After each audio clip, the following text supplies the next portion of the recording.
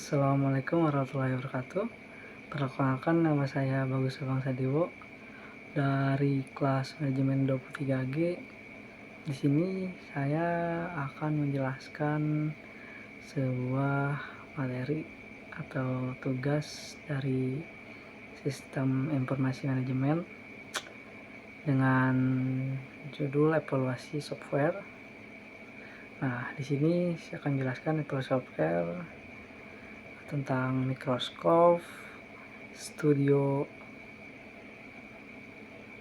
Visual Code atau bisa dibilang VS Code. Nah, dengan klasifikasi manajemen development. Nah, di sini ada satu kategori tentang sistem development. Saya akan menjelaskan sistem development atau pengembangan sistem adalah sebuah proses merancang, membangun, menguji, dan mengimplementasikan sistem atau perangkat lunak baru. Nah, proses ini juga melibatkan beberapa tahap, mulai dari perencanaan, analisis, desain, pengembangan, pengujian, hingga implementasi dan pemeliharaan. Nah, di sini kenapa saya memilih klasifikasi software sistem development software. Nah, dengan perangkat lunak pengembangan sistem mengacu pada alat dan proses yang digunakan dalam membuat dan mengelola sistem komputer yang mencakup berbagai aspek seperti analisis sistem, desain, implementasi, dan pemeliharaan. Nah, ini juga termasuk perangkat lunak untuk membangun sistem operasi, hanya perangkat lunak aplikasi dan sistem khusus. Nah, alasan kenapa ini tuh dirancang khusus untuk membantu pengembangan software dengan menyediakan fitur yang pertama itu coding editing, terus kedua debugging, depression, control integration, yang keempat itu ada extension untuk berbagai bahasa pemrograman. Nah, di sini saya akan menjelaskan tentang ketiganya. Tadi itu 3 ya, bukan 4. Ada code editing, debugging, sama extension. Yang pertama saya akan menjelaskan code editing. Nah, code editor itu ya yang sangat populer digunakan oleh developer untuk berbagai keperluan pengembangan produk, dan ini berikut beberapa fungsi dan kegunaannya. Saya akan ada menulis dan mengedit kode. Nah, dengan menggunakan bahasa pemrograman seperti JavaScript, Python, terus Java, sama C++, dan PHP, terus Go, Rust, dan lain-lain. Terus juga memiliki syntax highlighting, itu warna kode untuk memudahkan pembacaan. Ini itu ada auto completion atau intelligence. Nah, juga untuk mempercepat penulisan kode. Yang kedua itu ada debugging. Memungkinkan debugging itu mencari dan memperbaiki bug dengan breakpoint atau melihat variabel dan menunjukkan kode langkah demi langkah. Yang ketiga itu ada extension. Nah, extension Visual Studio Code ini itu untuk membantu kita dalam menjalankan kode program berbagai bahasa pemrograman langsung. Maksudnya itu dari Visual Studio Code. Nah, jadi aku atau kita atau kamu gak perlu memindahkan kode editor dan terminal untuk menjalankan kode. Selanjutnya di sini ada faktor evaluasi software. Nah, faktor software ini yang digunakan untuk menilai kualitas sebuah perangkat lunak. Nah, juga disertai dengan contoh penerapannya pada Visual Studio Code ini. Nah, tentunya dengan faktor software ini, tentunya ini ada 8 faktor yang saya ambil ya. Faktor kunci yang digunakan dalam evaluasi software Microsoft Visual Studio Code ini. Yang pertama ada fungsionalitas. Nah, kemampuan software memenuhi kebutuhan pengguna. Contohnya itu dukungan multibahasa pemrograman. Terus kedua itu feature debugging terintegrasi.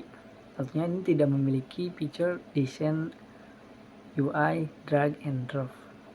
Yang kedua ini ada keandalan atau reliability. Nah, dengan kemampuan beroperasi tanpa kegagalan dalam kondisi tertentu. Contohnya itu seperti auto save dan recover file. Kayak ada di save-nya itu ya. Saya nggak nampilin itunya, mohon maaf. Nah, terkadang juga di situ ada crash saat membuka project yang sangat besar atau dengan kapasitas lebih dari 10 GB.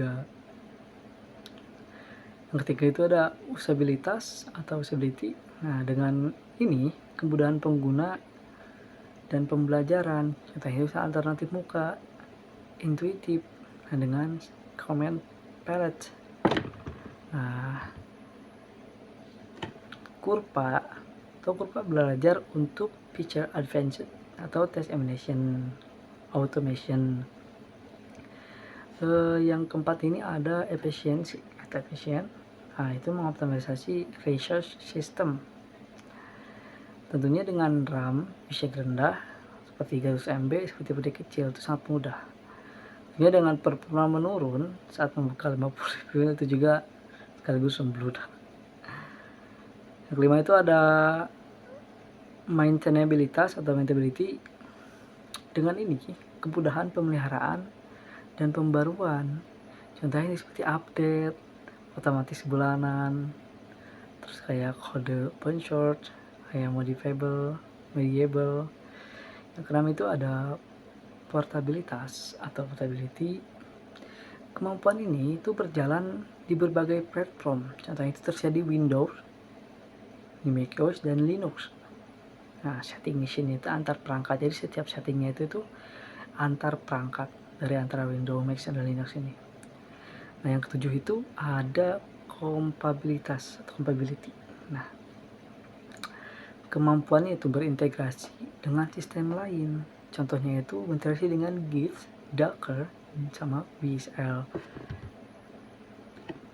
Nah, ini juga butuh ekstensi tambahan untuk Jira integration.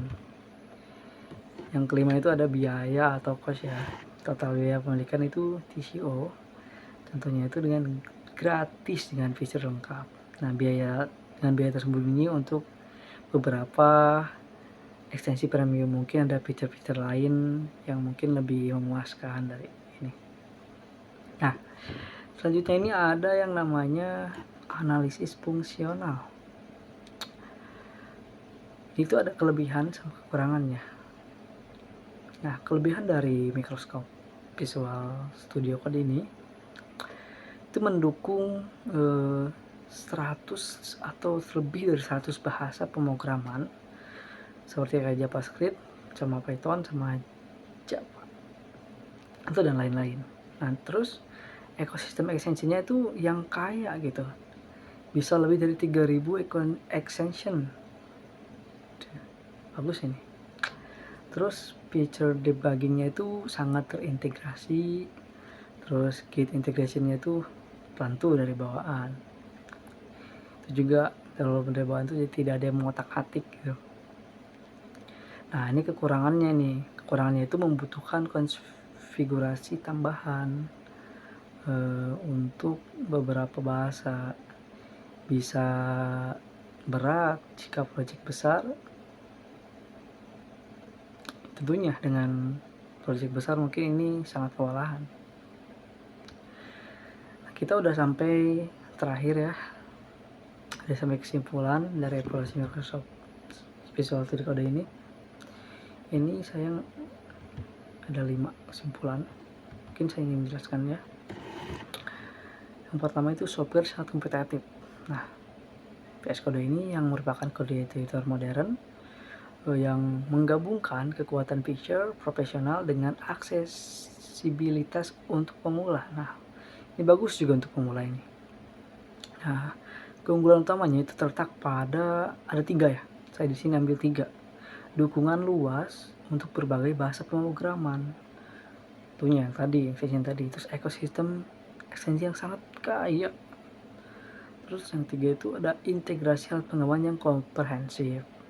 Nah, yang kedua ini ada target pengguna yang ideal.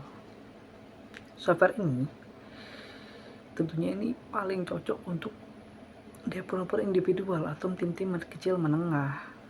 Terus project multibahasanya itu yang membutuhkan fleksibilitas dengan lingkungan pengembangan web dan aplikasi modern.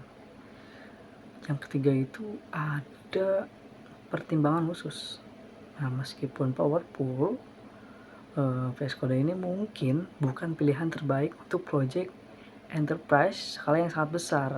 Tentunya yang tadi kan tidak muat. Maksudnya itu lebih kapasitas. Nah, pengembangannya itu aplikasi mobile itu sangat kompleks. Situasi yang membutuhkan ide khusus seperti pengembangan Android. Nilai tambah yang sangat unik dengan model gratis dan open source membuatnya itu sangat terjangkau. Mungkin bagi kita yang ingin menambah model-model gratis dari visual ini itu sangat banyak ya, dengan sangat gratis atau sangat bagus untuk dipakai. Tentunya itu dengan komunitas pengguna yang sangat aktif, tentunya dengan memberikan dukungan yang berlapis dan pembaruan rutin dengan menjamin peningkatan fitur berkelanjutan. Nah, ini rekomendasi akhir. Nah,